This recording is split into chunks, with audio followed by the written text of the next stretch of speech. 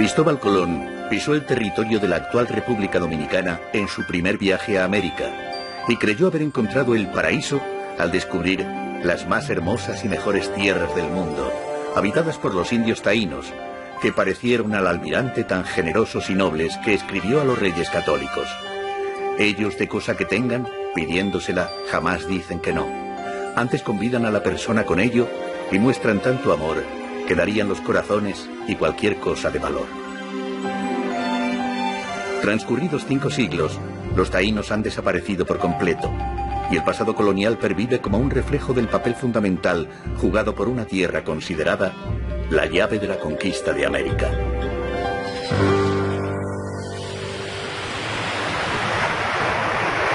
Bautizada como la Española, la segunda gran isla de las Antillas Mayores divide su territorio entre Haití y la República Dominicana. Dos naciones que viven de espaldas mientras se reparten el verdor del trópico que se apodera de las altas montañas y se detiene ante el blanco inmaculado de las playas soñadas por los viajeros del mundo. Los cocoteros las escoltan y el resplandor blanco de la arena despierta los sentidos que vibran ante el ritmo de unas gentes que pintan sus vidas de vivos colores y sonríen ante la realidad cotidiana. Los ritmos afroamericanos, las costumbres ancestrales y las mezclas de ron definen el sabor fuerte del Caribe. Un sabor seductor que ha sabido ser aprovechado por grandes complejos hoteleros que, como gigantescas máquinas de diversión, ofrecen un ocio activo intachable. Más allá de la piscina del hotel, al viajero le aguarda las tierras marcadas por el embriagador carácter de la República Dominicana.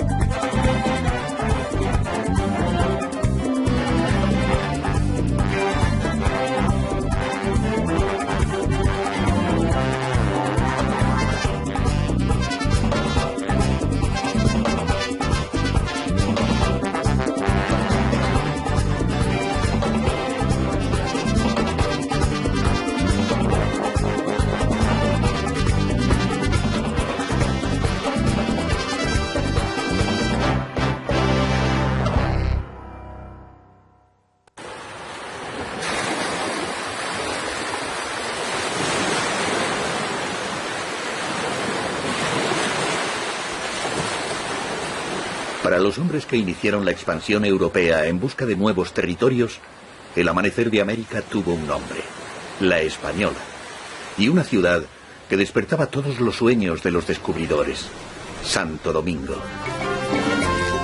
Enclavada en la costa sur de la Española, donde el Caribe impone su fuerte personalidad, fue su fabuloso puerto natural en la desembocadura del río Ozama lo que llevó a don Bartolomé Colón, hermano del almirante, a fundar en el año 1496 la que sería la capital más antigua de América. Al navegar por el Ozama, es imposible imaginar los numerosos bohíos de los indios taínos que allí se alzaban a la llegada de los españoles y que desaparecieron rápidamente pese a la ardorosa defensa indigenista de Fray Bartolomé de las Casas. Santo Domingo se convirtió en la antesala del resto de las tierras de la América hispana. A ella arribaban las carabelas tras el largo viaje oceánico y de ella partían hacia el continente los conquistadores sin temor a lo desconocido. Por la misma ruta que siguieron los descubridores, se desemboca ante los muelles que vieron llegar y partir a Cristóbal Colón, a Núñez de Balboa, a Francisco de Pizarro, a Ponce de León y a Hernán Cortés. El centro defensivo de Santo Domingo era la fortaleza de Ozama, con su fabulosa torre del homenaje, desde la que se recibía a todas las naves que arribaban al puerto.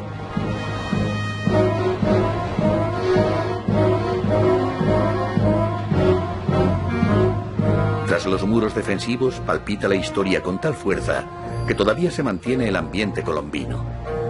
El paseante descubre un trazado urbano en cuadrícula, racional y bello, lejano heredero de los campamentos romanos. Fue planeado a regla y compás en 1502 por Nicolás de Obando, segundo gobernador y auténtico artífice de Santo Domingo, que mantuvo una auténtica fiebre constructiva.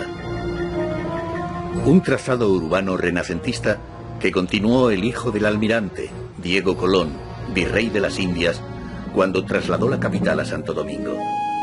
Don Diego levantó también el Alcázar en estilo Renacimiento, pero enriquecido por los influjos mudéjares, góticos e isabelinos. Su apariencia palaciega respondía al lujo que estableció en su corte, deseoso de emular a la lejana metrópoli. El Alcázar significaba ante todo el ascenso social de la familia del descubridor, que quedó patente con el matrimonio de don Diego con doña María de Toledo, hija del duque de Alba. Intramuros, los viajeros descubren los primeros vestigios de la civilización española en el nuevo continente. La desmesura de las casas reales se manifiesta en los dos palacios comunicados entre sí, que estuvieron destinados desde el siglo XVI a los gobernadores y a los capitanes generales.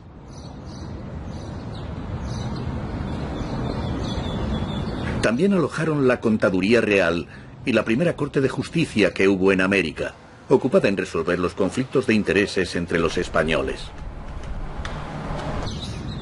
Las salas de las casas reales albergan un museo de la historia colonial de la ciudad, mostrándose objetos procedentes de barcos naufragados, armas, documentos y mapas antiguos.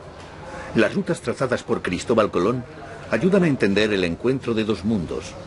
Abrieron América a Europa y fueron la culminación de las artes de navegación que se venían desarrollando en el suroeste de la península ibérica a lo largo del siglo XV. La Casa del Cordón y otras mansiones palaciegas se suceden por el casco antiguo. Sus fachadas mezclan el gótico tardío con los elementos renacentistas, como una muestra de las contradicciones que los españoles llevaron consigo a la española.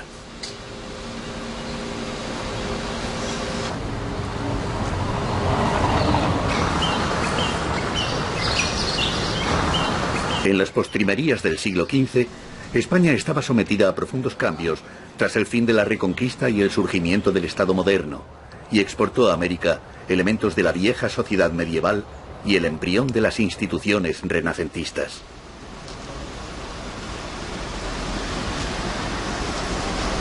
El corazón de la ciudad colonial guarda en el Panteón Nacional el homenaje a la independencia de la República Dominicana, proclamada el año 1844.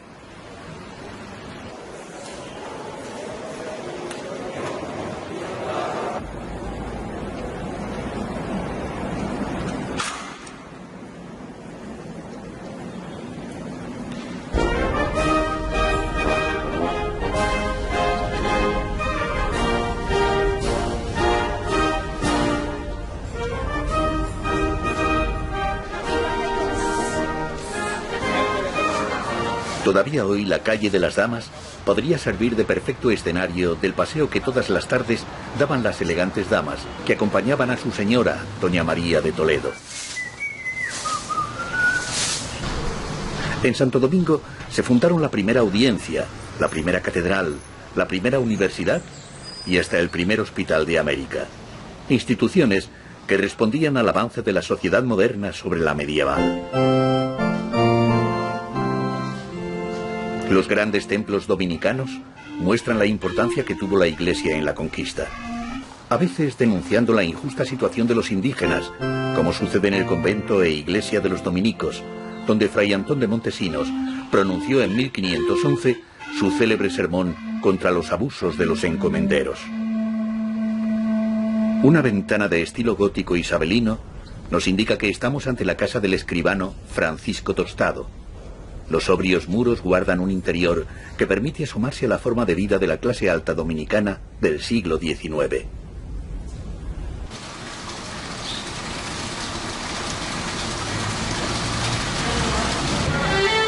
Santo Domingo de Guzmán se alza como la capital más antigua de América. Al recorrerla, la historia se vuelve vida, porque sus calles adoquinadas y sus edificios coloniales traen la esencia de los primeros vestigios de la civilización española en el nuevo continente. Santo Domingo se convirtió en la antesala del resto de las tierras de la América hispana. La sed de riquezas también atrajo a los piratas que asolaron la isla. Fuertes, murallas y puertas recuerdan al paseante las feroces luchas que se libraron.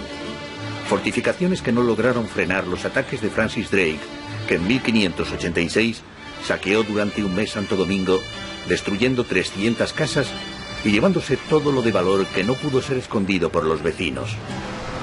La colonia había pasado su página de esplendor, no pudiéndose recuperar del ataque pirata. La vitalidad de las calles parecen conservar la historia escrita por los primeros hijosdalgos sedientos de riqueza, los primeros colonos sedientos de tierra, los primeros mineros sedientos de oro y los clérigos sedientos de almas a las que cristianizar. Una sed que terminó con los indígenas y con las riquezas de la isla, trasladándose el nuevo Dorado a las tierras del continente. En el Parque Colón se alza el monumento al protagonista indiscutible de la expansión europea.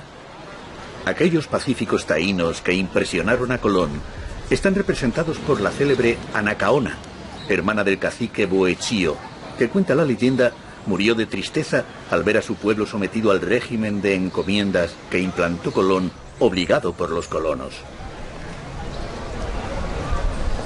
El panteísmo mágico de los taínos, que veneraban a las montañas, las fuentes y los árboles, parece fundirse con la herencia hispanoafricana de la colonia en una pintura naif, repleta de un fuerte ingenuismo logrado a través de colores y formas puras.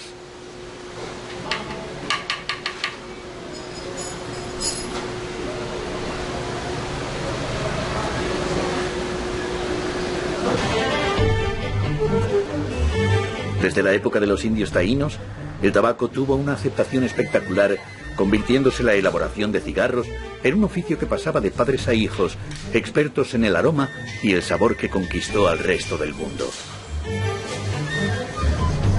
En las tiendas de artesanía, las creencias arcanas se liberan en la procesión de piezas labradas en caoba o en guayán. La Catedral de Santa María la Menor resume al visitante la mezcla de estilos que se exportó a América, donde los elementos renacentistas se funden con los arcos románicos y las bóvedas góticas del interior. Al ser la más antigua de América, fue declarada Catedral Primada de las Indias, conservando un rasgo superior al resto de las catedrales del Nuevo Mundo. Los dominicanos no dudan que los restos de Cristóbal Colón estaban en la catedral hasta que fueron llevados con motivo del 5º centenario del descubrimiento al moderno Faro de Colón. El sentimiento de encontrarse ante los albores del Nuevo Mundo acompaña al internarse por el barrio colonial, que tiene la dimensión reducida de los primeros tiempos. Durante siglos se detuvo el crecimiento, se convirtió en una reliquia de sí mismo que permite entender la grandeza y la verdadera realidad de la aventura americana. El viajero tiene ante sí a la primera ciudad colonial, cuyo esquema fue seguido en todas las urbes que se fundaron en el Nuevo Mundo, por orden de Felipe II, a través de las ordenanzas de 1573. Hasta mediados del siglo XVI, Santo Domingo fue la capital de la América hispana, pero según avanzaba la conquista de las tierras continentales, dejó de ser el centro del Nuevo Mundo y se despobló de forma peligrosa, volviendo hacia sus tierras del interior y adquiriendo un sabor propio y profundo.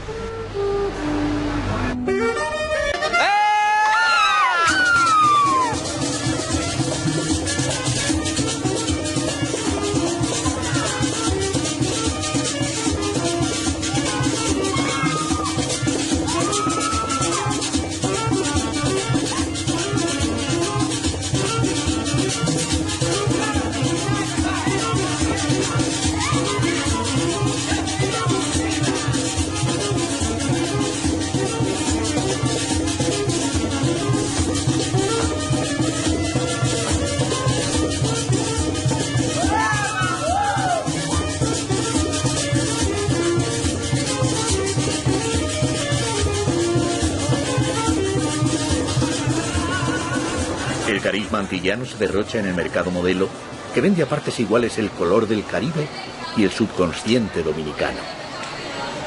Ante los visitantes se amontonan un sinfín de objetos que parecen auténticos retazos del Caribe, esperando viajar a Europa o al norte del continente americano en alguna maleta. Con canela, clavo dulce, ni estrella, ni mocada, guavere, vinotito, timaque, manguete, capalo, gocí, periquito y la pinga cara. Esto es la famosa Viagra dominicana. Toda la isla se resume en los bancales del mercado. El ron marca el paradigma de los sabores fuertes antillanos, dulce y ardiente, mientras las brillantes frutas son el adelanto de la espesa vegetación que aguarda en los valles del interior.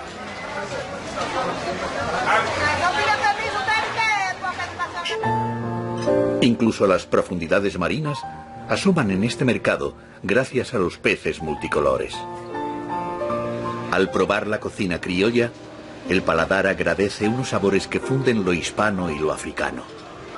Una suma enriquecida por el trópico que aporta la variedad sobresaliente de zumos naturales y por el mar con multitud de especies. Pero si los sentidos del recién llegado se van despertando sin concesiones, el oído es el que más trabajo tiene, porque la música y los ritmos afroamericanos acompañan al dominicano toda la jornada. Incluso está presente en los partidos de béisbol, el deporte rey, que ha dado numerosas figuras para la Liga Norteamericana.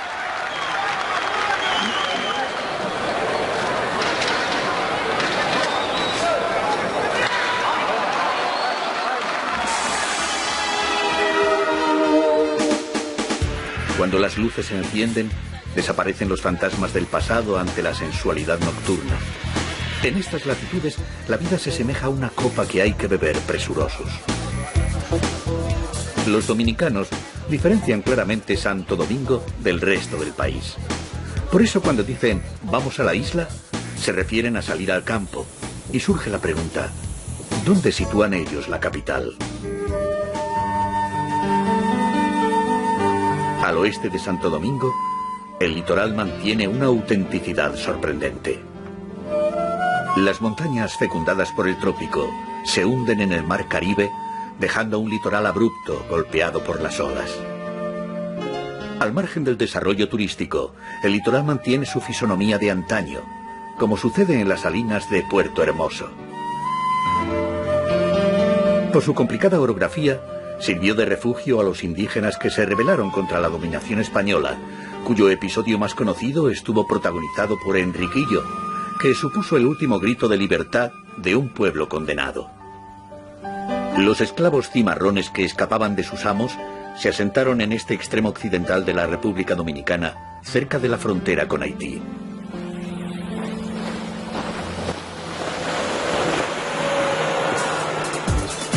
De regreso a Santo Domingo, se vuelve más patente el divorcio total entre el ambiente sosegado de los pueblos y el abigarrado de la capital, cuyos habitantes superan los 2 millones.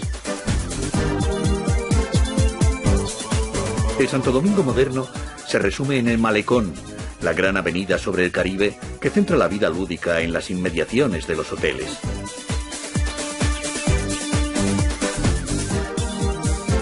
Fue a finales del siglo XIX, cuando la ciudad creció fuera del perímetro de las murallas, y lo hizo siguiendo el trazado en retícula del barrio colonial.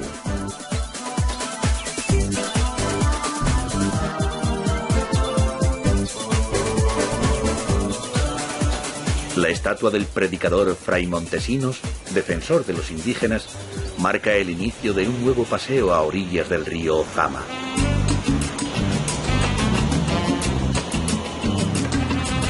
Al viajero, el carácter abierto de los dominicanos le facilita la vida. La comunicación surge más allá de las palabras. Hablan las manos y habla el cuerpo. La música los envuelve y la vida tiene un sentido colectivo. Para intentar entender las claves de una sociedad tan compleja y mezclada, sirve el célebre dicho: blanco con indio, melancolía; negro con indio, rebeldía; blanco con negro, alegría. Y esta última unión es la más significativa en la sociedad dominicana. La jornada termina y el bullicio dulzón de Santo Domingo se abre a la melancolía del atardecer, que el Caribe convierte en un gran espectáculo.